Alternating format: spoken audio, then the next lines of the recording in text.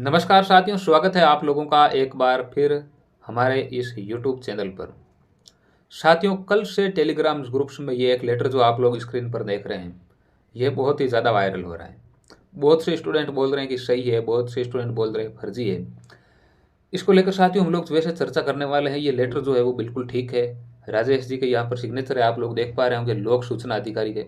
बिल्कुल ठीक है, किसी भाई ने RTI लगाई है तो उसका ये रिप्लाई आया है।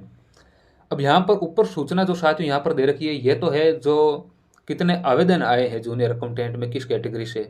यहाँ पर मेल और फीमेल दोनों का डाटा दे रखा है।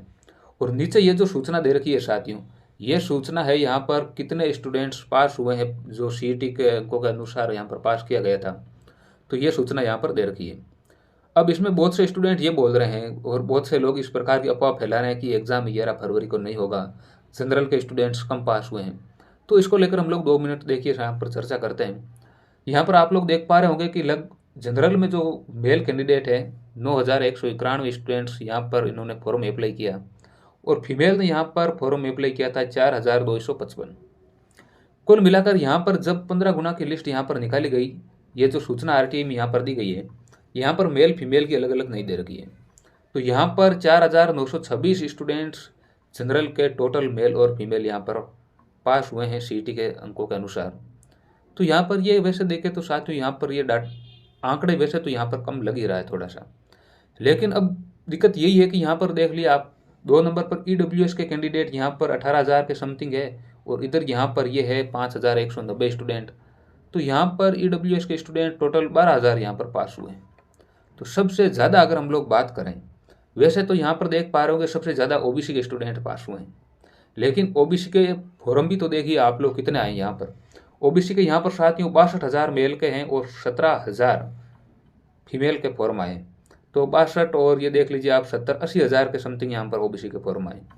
और 80,000 में से 44,000, इसका मतलब लगभग 53% के आसपास शायद यहाँ पर मामला बैठना चाहिए, 53-54%। लेकिन आप यहाँ पर देखोगे EWS में तो यहाँ पर लगभग 18 और 5 23,000 स्टूडेंट्स फॉर्म यहाँ पर आए हैं, और 23 में से यहाँ पर 12,000 स्टूडेंट्स पास हुए हैं। तो यहाँ पर भी लगभग 50% ही है, ठीक ही है। और इसी प्रकार यहाँ पर आप लोग देख रहे हैं SC के कैंडिडेट 25,000 मेल के और 60,000 के समथिंग यहाँ पर फीमेल का आए हैं फॉर्म। और यहाँ पर देख लीजिए आप SC के स्टूडेंट अगर पास हुए हैं तो 13,000 के समथिंग स्टूडेंट्स यहाँ पर पास हुए हैं। तो 25 और 6 यहाँ पर हो जाएंगे 31, और 31 में से 13,000 हुए हैं, यानी कि 50% से तो कम ही है। इसके अलावा SC ST के जो कैंडिडेट है वो 26,000 और 8,000 यहाँ पर फॉर्म आए हैं। 26 और 8,000 को हम लोग काउंट करेंगे तो 34,000 यहाँ पर स्टूडेंट्स हो जाएंगे। तो 34,000 में से आप लोग देखेंगे यहाँ पर तो ST के स्टूडेंट 9,000 पास हुए हैं। तो कहीं ना कहीं हम लोग देखें तो SC और ST के स्टूडेंट यहाँ पर थोड़े कम पास हुए हैं। लेकिन चूंकि यहाँ पर CET के नंबरों के अनुसार स्टूडेंट्स को पास किया गया है, रिजर्वेशन का कुछ लोग कह रहे हैं कि यहाँ पर वायलेशन हुआ है। तो ये तो साथियों जब हाईकोर्ट का निर्णय आएगा तभी पता चलेगा कि यहाँ पर कोई मिस्टेक हुई है, या फिर ये जो रिजर्वेशन की जो प्रणाली है ये अब कैसी है, ठीक है नहीं है, ये तो लंबे समय से चल रहा है, कोई पहली बार तो ऐसी स्थिति बनी नहीं है। वैसे जनरल की जो कैटेगरी जिसको हम लोग बोलते हैं साथियों, वो अनरिजर्व्ड कैटेगरी है। आप लोग रिजल्ट देखते हैं तो वहाँ पर देखते होंगे कि UR लिखा हुआ होता है। तो वहाँ पर जनरल की जो हम लोग जिसको कैटेगरी कहते हैं वो अनरिजर्व्ड कैटेगरी है, तो वहाँ पर SC ST OBC EWS के सारे कैंडिडेट वहाँ पर शिफ्ट होते हैं। तो उस अनुसार तो साथियों रिजल्ट में हमेशा ही होता है, या कोई पहली बार नई बात तो वैसे नहीं है। लेकिन अब इसको हाईकोर्ट में अगर चुनौती दी गई है तो किस आधार पर दी गई है, वो आधार तो आप लोग वैसे जानते ही हैं। लेकिन इसका क्या होता है क्या नहीं होता है भाई, ये कुछ भी हो साथियों, लेकिन एग्ज़ाम जो है वो आपका 11 फरवरी को ही होना है। यूट्यूब पर बहुत से वीडियो आएंगे, उनको देखने का कोई फ़ायदा नहीं है। वैसे ये सूचना अगर आप लोगों के पास में आ गई है तो इस वीडियो को देखना का भी कोई फ़ायदा है नहीं वैसे।